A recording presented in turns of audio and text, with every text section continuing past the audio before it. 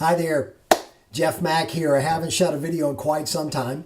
And for the first video I've shot in a while, I'm going to do the first criteria for selecting, the right opportunity for you to go build your financial future. So the first of the first, we got a little theme here going. Now, I want to share a little perspective with you today that maybe you don't hear a lot, very simply because I have a different perspective than most. I've been a successful field leader for 25 years in this industry, but I've also been on the management team and been a CEO for 2 years. And so looking from the outside in, building it, seeing from the inside out, working internally, I want to share with you some things that I think will help shortcut your pathway to success, as well as make the experience really harmonious for you. And let me first make a couple assumptions. The advice that I'm going to give you throughout my training to you here and all my videos and my blog posts, etc., they're all going to be about building a long-term stable network marketing company. Now, you could start part-time, you could start full-time. That doesn't really matter. And what happens in your first month or two, we want to make as much money as possible, as quickly as possible. I understand that. But the most important thing is that you build upon everything that you do in order to not waste any effort, because to have to go start all over again, over and over again, is a waste of time, a waste of effort, a waste of energy. And you can always make more money, but you can never make more time. So I'm sharing with you some real fundamental principles, okay? So I want to establish that as a basis for my advice I'm going to give you here. So criteria number one for you to build a harmonious business is to look at your company. Now that's pretty obvious. Whatever company you want to evaluate, look at it and ask yourself a couple questions. Is it a startup? Is it established? Now, startup doesn't necessarily mean bad, but I want you to understand what I mean by startup.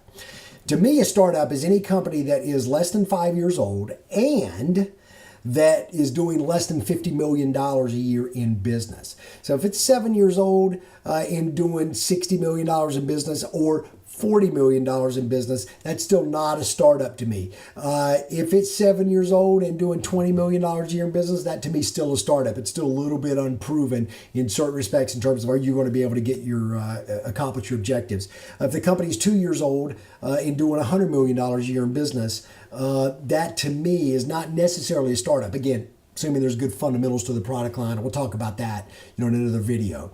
But so for the startups, again, 5-year mark and $50 million a year. If they get checks on both of those, it's not a startup. If it is a startup, okay, that doesn't necessarily mean it's bad, because oftentimes you can get some leverage on the timing, but you've got to understand your risks, okay? So here's the things that you can do to mitigate your risks to when you're looking at these companies to see, okay, am I going to be embarrassed? Is the risk of me maybe ruining some of my contacts, maybe getting some people involved and having a bad experience? Is that risk low? And here's how you can mitigate that risk a little bit with these startup companies. Take a look, number one, at the management team. Has the management team done it before? Have they run a successful direct sales company before? Right? If they've run companies that haven't been successful, maybe that's something you want to look at for sure. But look at it. Now, here's the other thing.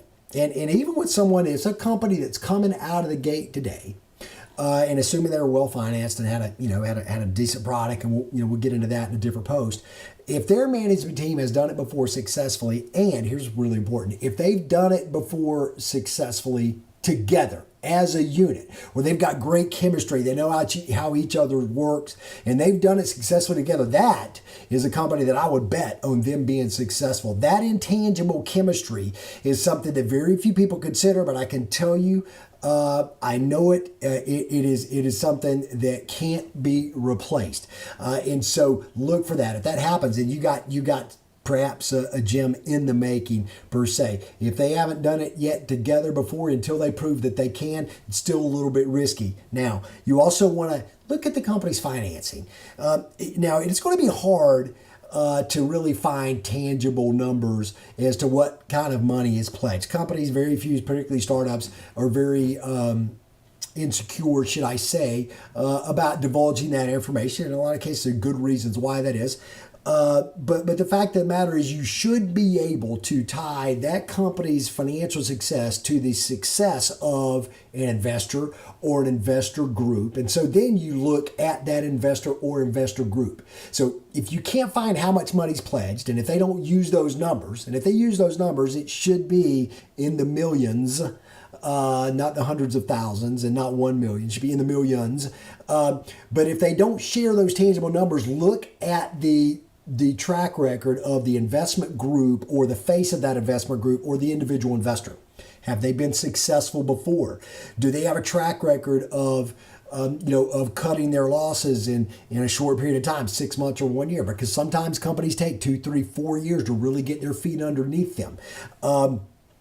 Do they have a background of being philanthropic, a background of being a good corporate citizens, a background of being contributors to their community? That speaks a lot about who they are as people. Okay, those are all, I think, very important, because what you're looking for is patterns of people. Remember, guys, this is a people business. Okay, it's built by people, and it's built on the hard work of people, and you're going to be bringing people into it. And so you look for patterns of the people within it, and so going back to that investor investment group, if you find that there's dishonesty there, it's a red flag. If they have tax evasion, it's a red flag. If there's whatever thing's negative on the internet, and you're going to find a lot of stuff negative on the internet about a lot of things, and you got to do your digging, okay? But if it's a court case or it's a lawsuit, if it has anything to do with dishonesty, whether it's investment dishonesty or anything like that, again, red flags. They're people. You can predict the future by looking at patterns of the past. So just something for you to think about. Now, if you can't find anything about the investor group or a face of that investment group, there's nothing out there, again, red flag. If they don't want their name attached to it, red flag. How committed are they? So just some things to think about when you're looking at these startups. Now, if you could put all of those things together, okay, and you've got a young company, a startup company that meets our startup criteria, but they've got good people behind it, people that have been financially successful before, and people that have a track record of kind of making things successful, not running from challenges. Because you learn more about people when things get tough than when things are great all the time. If all those are in place, then you probably have got a good company that you can select. Now, on the other side of the coin, if you're looking at a company that's already big, okay, well, you've got pretty much everything you already need to know in place. Have they been successful? Of course, probably the one question that you want to ask yourself about that company is, are there leaders there that have been there since the beginning or close to the beginning? And you want to see that pattern of loyalty, because again, that speaks to the people. Loyalty not only from the company to the field leaders, but also from the field leaders to the company, because that'll just tell you how that human interaction works. Those are things when you're selecting a company, if you can find out, if you can dig in, and then you're definitely going to mitigate your risk and have a much higher likelihood of, from that point of the opportunity, that criteria, having that met, so that you can go out and do a great job yourself and build a great future. Now, there are other things, your team that you're joining, the product line, all those things we'll cover in other posts. But I wanted to start here because this is the one thing that people don't do enough digging on. They usually just take a word from a friend, or they just don't do their due diligence. If you're taking this seriously as a business, and you take your contacts seriously, you take investing your time seriously, you want to dig in and do your due diligence in these points. If again you're going to look at this as a career. And so hope that gives you some good things to think about here today. Remember, this is network marketing, so go cast your net and work on your marketing. See you soon.